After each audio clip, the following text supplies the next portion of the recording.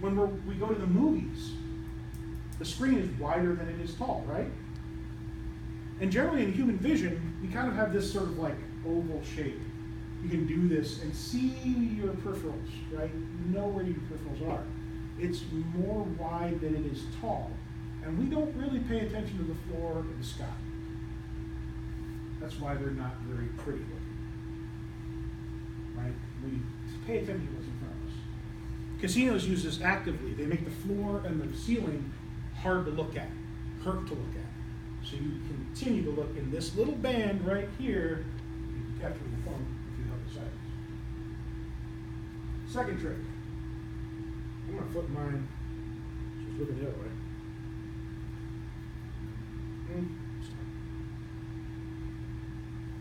So one of the things you get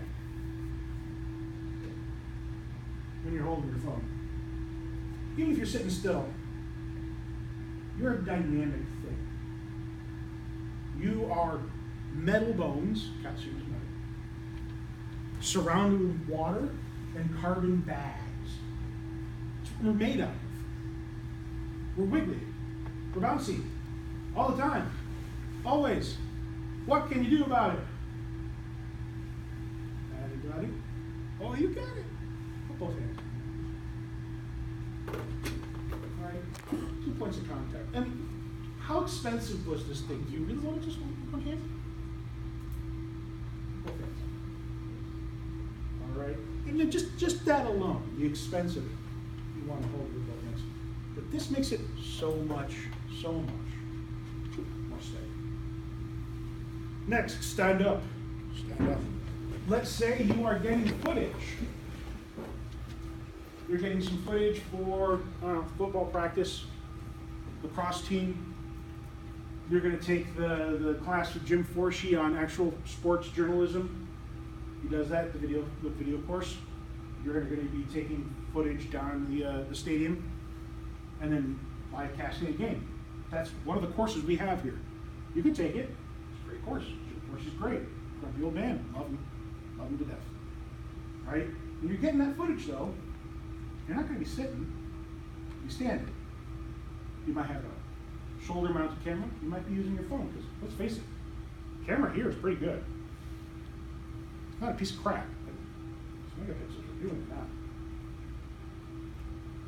To get nice, steady footage, first of all, feet, right? If you're all like this, you're easily swayed.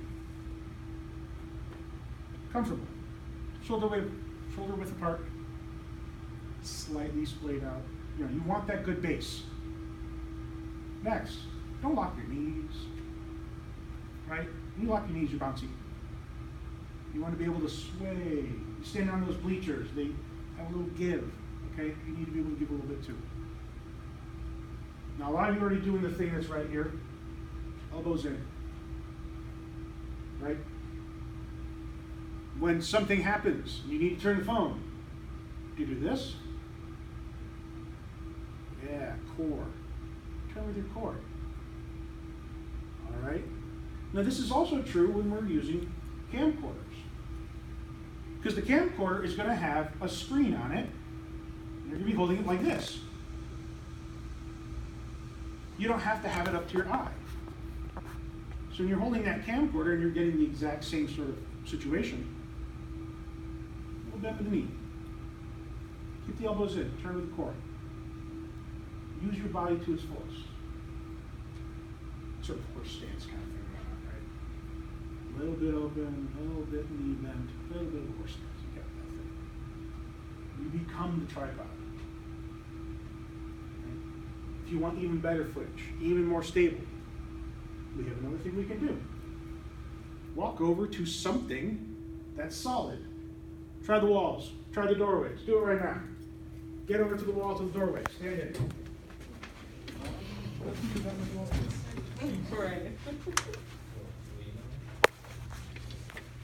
Okay. When you are taking footage from this position, the thing you want is you want one foot up against the solid object. You want your shoulder into that solid object. You want the other foot out. Doorways are great because you can really get into it and you're totally out of the room, basically. I could be here, and I can get this entire area, and I can roll on my shoulder. This makes the footage much more stable. I'm creating 3 points of contact. Foot, foot, shoulder. The strongest shape in nature is the triangle. I'm allowing my body to use nature's normal design to help me get my job done, to help me get good footage. I don't have a tripod, I become the tripod. Huh? Great. Works out quite well. Next, quick, back to your seat. There's no tall thing. You're over at the park stadium there. Park here, no. You're at the stairs, outside, wherever. They don't have that wall, they have that half wall, right? Or you're in here and you're taking footage of a professor's lecture, like you are right now. Again, you want that stable platform because the shape of this will make you sick. Even the Steadicam function of this and YouTube has anti-shake in it as well. It gets that kind of weird graininess to it. Create a tripod. Chest. Elbow, elbow, grab. My sternum is pushing against the edge of the desk. Recreate that right now. 3 points of contact. Right? You will notice that your footage is very stable. Right? You can get a good, clear view. Now, I was a TA for the weight training class at Binghamton University when I was in undergrad. I used to have to take notes, like crazy amounts of notes and stuff. I didn't have a smartphone. I was taking notes for people who had ADA disabilities. I was getting paid for it too, by the school. In fact, I can still see that in my paycheck. I can look back, it's pretty cool. If I had a smartphone at that time, I could have just sat at the back table, where any of you in the back row there held the phone, because let's face it, it's a weight training class. We had 10, 20 minutes, bunch of notes, a couple extra like demonstrations, and then we'd get up and go to the weight training room. Right? If I had my phone then, I wouldn't have had to take in all those damn notes and grips. I have to draw the demonstrations into the notebook, then photocopy that and give that to the people who needed it. Right.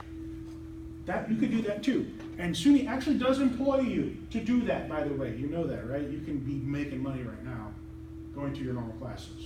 And that will help you and the person who needs it so much more than handwritten notes. Making a tripod, being stable.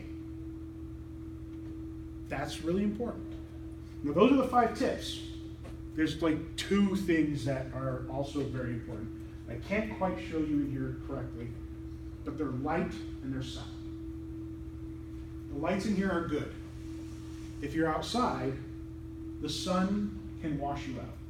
This class is at 7 o'clock at night, and pretty much can't do anything out there to show it. It's unfortunate, but you don't get the washout effect. But it can happen if you have a particularly badly lit room, or one of the big lecture halls and the teacher turns like half the lights off, and they walk through it.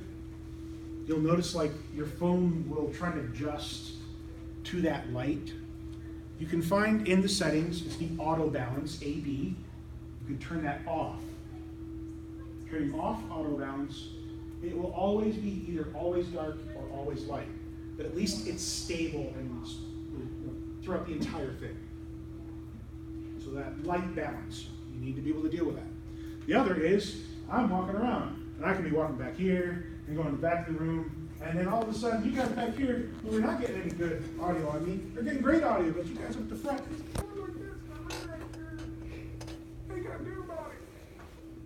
not much. Sorry. But it is something you need to be aware of. Maybe you've got to ask the teacher to speak up. They speak up. I'm taking this video for the Students with Disabilities section of the ADA compliance office. Right? That kind of stuff. In ours, and this stuff, we don't have to worry too much about sound until we get to about here.